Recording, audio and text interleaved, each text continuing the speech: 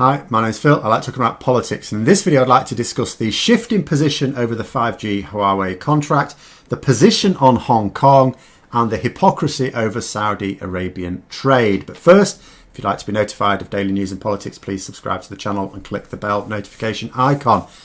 So, despite first Theresa May and Boris Johnson afterwards backing the Chinese tech firm Huawei for delivering some non-core parts of the UK's 5G network, against significant opposition from within the Conservative Party, as well as quite sustained opposition from the United States, the position could be changing. Now, it's a little bit annoying. At the point at which I'm recording this, I had hoped that the decision would have been announced, because there was a meeting today where they were going to make that decision.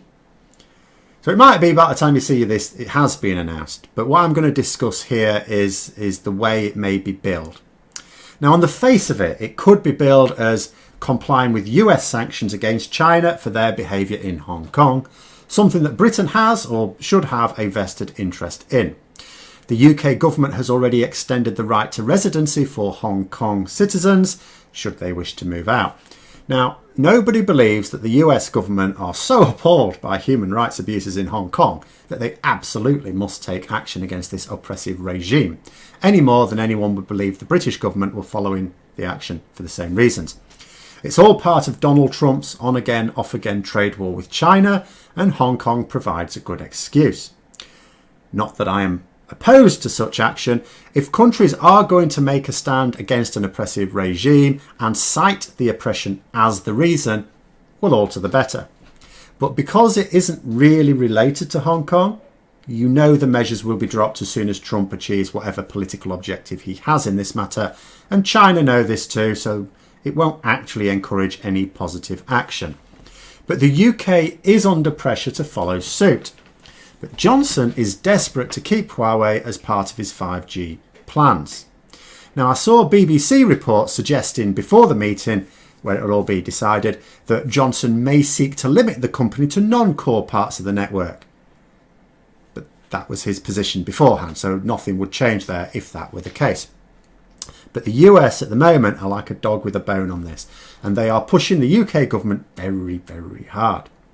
And I saw another report saying that a former head of MI6, Sir John Sawyers, said that the US sanctions actually means that allowing Huawei into the project had security risks that didn't exist before, giving opponents of Huawei much more ammunition to use.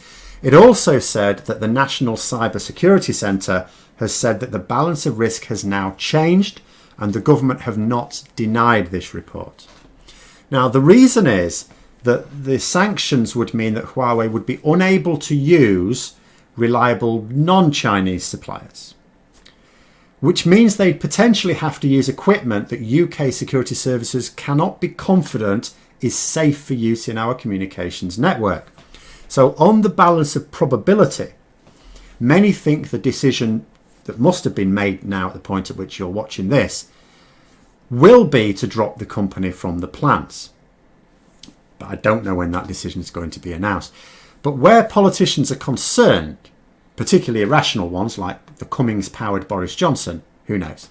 But the reason for me it will be interesting, if the decision is made to drop Huawei, China will not be best pleased. Now, what reason will be given? Because there's a couple you could go with. Technical reasons would be the most diplomatic, I guess. It effectively allows the UK to blame US sanctions for the issue. I'm not sure how much that would smooth over China, but it's much less of an aggressive stance than saying it's because of their behaviour in Hong Kong and that Britain fully supports the US sanctions. But there is pressure on the British government to do more on the issue of Hong Kong as well. So would they fully support US sanctions in the name of making a stand against the treatment of people in Hong Kong and the removal of their democratic rights? That would align Johnson strongly with the US, but completely knacker his post-Brexit Chinese plans, whatever they are. And some might suppose that aligning with the US will help the trade negotiations there.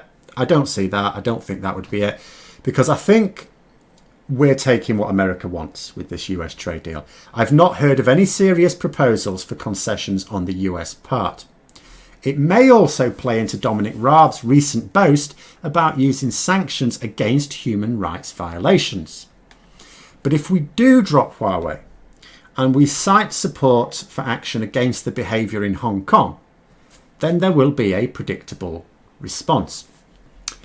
Oh, so you take a stand against regimes who commit serious human rights violations, do you?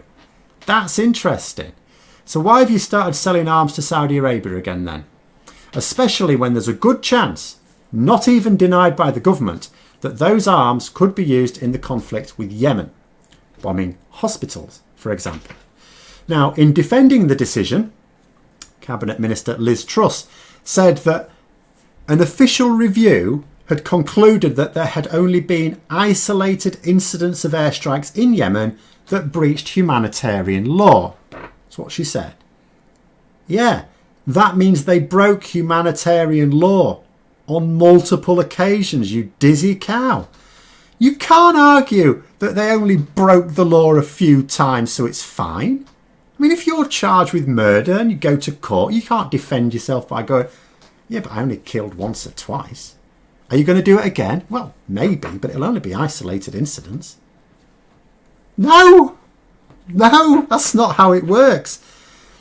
Not that we should be surprised, of course. Decisions on the matter of international diplomacy will only ever be taken by this government on either pragmatic grounds or for political expediency, and never, ever on principle.